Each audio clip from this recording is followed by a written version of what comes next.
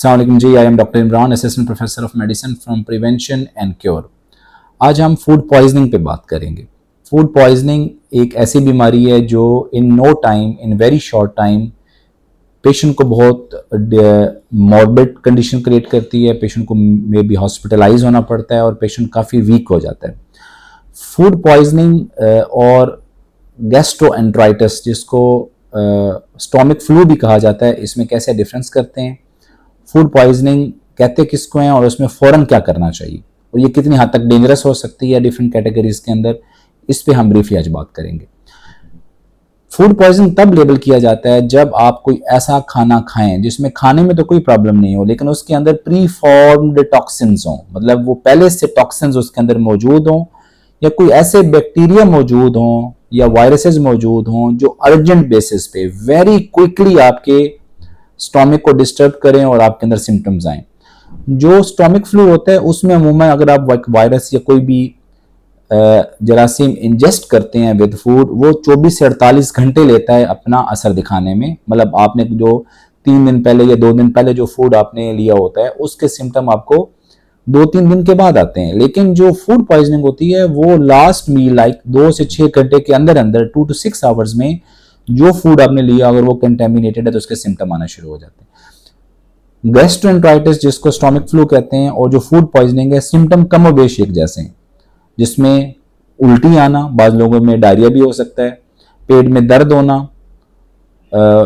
आपको चिल्स होना, सर दर्द भी हो सकता है, बुखार भी, लो ग्रेड फीवर भी आपको हो सकता है। बाज़ दफ़ा मतली भी कांस्टेंट रहती है और वॉमिटिंग इतनी ज़्यादा होती है कि पेशेंट फौरन कोलैप्स हो जाते हैं।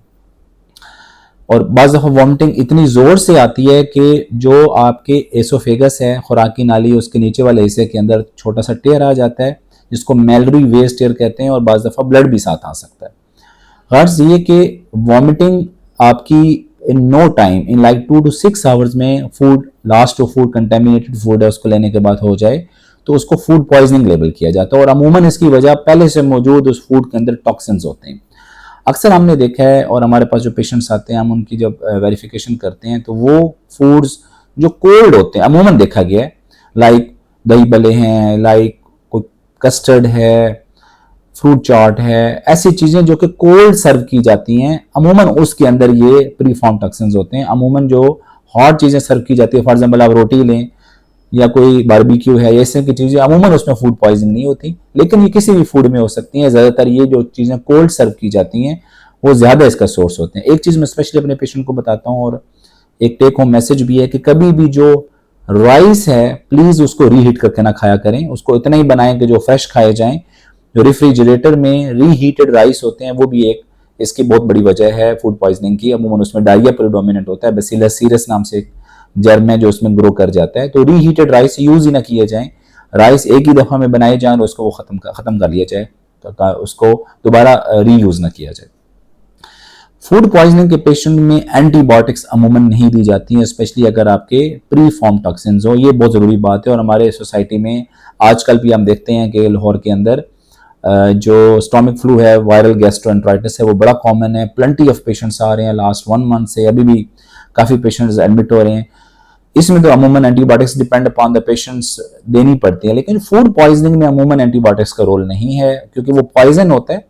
जब तक कि वो निकलेगा नहीं आपकी बॉडी से उस टाइम तक आपको सिम्टम आते रहते हैं। और ये जो आपको वॉमिटिंग हो रही होती है बेसिकली ये आपके लिए एक प्रोटेक्टिव मैकेनिज्म होता है कि जो पॉइजन आपने इंजेस्ट किया है वो वॉमिटिंग के जरिए बाहर निकाला जाए।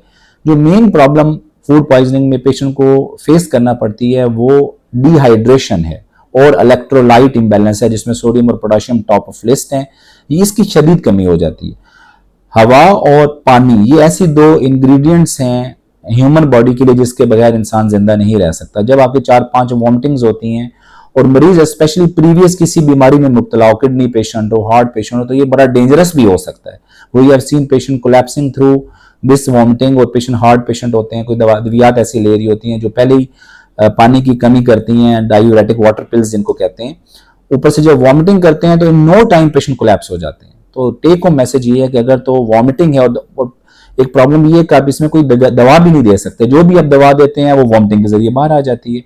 तो अमूमन ये मेडिकल कॉन्सेप्ट भी है कि वॉमिटिंग वाले पेशेंट को एटलीस्ट 24 to 48 आवर्स एडमिट होना चाहिए, उसको डिस्चार्ज नहीं करना चाहिए। ये तमाम मेरे स्टूडेंट्स के लिए और डॉक्टर्स के लिए भी टेक होम मैसेज है कि वॉमिटिंग वाले पेशेंट को आप प्लीज डिस्चार्ज ना किया करें, क्योंकि आप मेडिसिन उसमें नहीं दे सकते। डायरिया के पेशेंट पर डिपेंड करता है कि उसका वॉल्यूम स्टेटस क्या है, उसका सीरियसनेस कितनी है, उसके मुताबिक हम आउटडोर बेसिस पे या एडमिशन पे उसको ट्रीट करते हैं। लेकिन वॉमिटिंग वाले पेशेंट को जरूर आप जो है वो पेशेंट को एडमिट होना चाहिए, उसके इलेक्ट्रोलाइट इम्बैलेंसेस को ठीक करना चाहिए, उसमें मोस्ट प्रोबेबली ड्रिप्स के जरिए फ्लूइड्स को रिप्लेस किया जाता है ताकि डिहाइड्रेशन ना हो। जो किडनी पेशेंट्स और हार्ट पेशेंट होते हैं वो तो मस्ट अपने आप को एडमिट कराएं, ताकि उनके कुछ अद्वियात को भी उस टाइम के लिए 2-3-4 दिनों के लिए एडजस्ट किया जाता है और फिर उसको ट्रीट किया जाता है।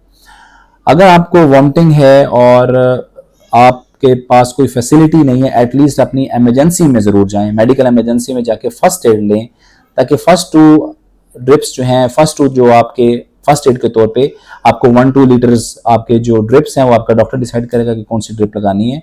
आपको इनिशियली आपको काफी रिप्लेसमेंट मिल जाए।